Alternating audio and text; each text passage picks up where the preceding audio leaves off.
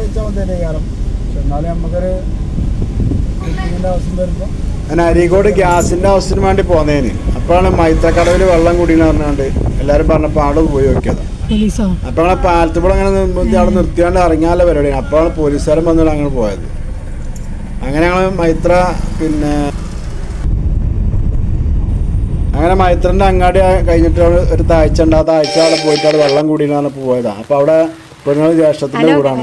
അപ്പോൾ അവിടെ നിന്ന് പോയി വരാൻ എത്തിയിട്ട് പോയതാണ്. പക്ഷേ അവിടെ ആയ മാനുവിന്റെ ബാക്കിൽ കൂടെ പോലെ എനിക്ക് അറിയില്ല.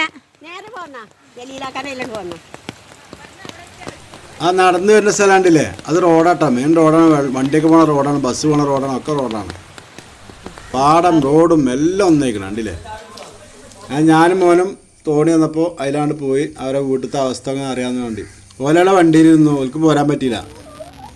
അപ്പോൾ ഓല വീട്ടിലേക്ക് പോകണേ നമ്മളൊന്ന് വീഡിയോ എടുത്തുന്നുള്ളൂ. ഓല വീട്ടിലേക്ക് അപ്പം നമ്മൾ പോണത് അങ്ങനെ പോയിക്കൊണ്ട് നിൽക്കണം. അവൾ കുറച്ച് പോകാണ്ട്.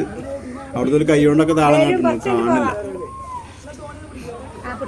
വല്ലാത്തൊരവസ്ഥയാണ്. കാരണം വയനാട് ഒരു പൊട്ടിയാലും ഇവിടെ വെള്ളം പൊന്തും.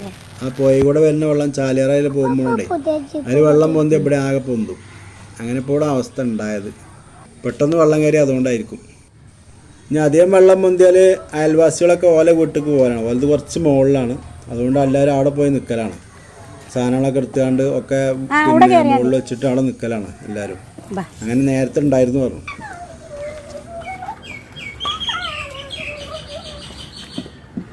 അതിലെത്തുമ്പോഴാണ് ഞാൻ തോണിയിലെ ഈ ലൈൻ കമ്പിമ്മ കൂടെ പോയില്ലേ.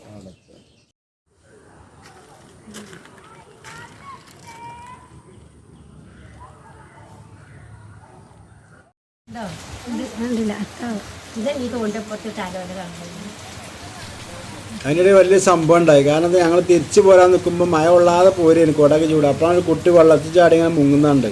അപ്പോൾ റോട്ടിൽ കൂടെ നടന്നിങ്ങനെ പോയതാണ്. മരക്കറ്റം വെള്ളമുണ്ട്. അങ്ങനെ അപ്പോൾ റോഡ് കഴിഞ്ഞ് പാടത്തേക്ക് ഇറങ്ങി ആ കുട്ടി. അതിന് നീന്തറിയില്ല ഒന്ന്. അപ്പോൾ അങ്ങനെ കൈ ഇങ്ങനെ അങ്ങനെ ഇട്ടിട്ട് വിളിക്കുന്നുണ്ട്. അതിന് ഞാൻ പിന്നെ ചാടേണ്ടി വന്നു. അങ്ങനെ പെട്ടെന്ന് ആ കുട്ടീനെ രക്ഷപ്പെടുത്തിക്കൊണ്ട് ആ കുട്ടി കഴിച്ചിലായി. ഏതായാലും വീഡിയോ ഇത്ര തന്നെ ഉള്ളൂ. എല്ലാവരും ദുആ ചെയ്യുക. ഇങ്ങനത്തെ അവസ്ഥ ആർക്കും വരാക്കട്ടെ. എല്ലാവർക്കും അസ്സലാമു അലൈക്കും.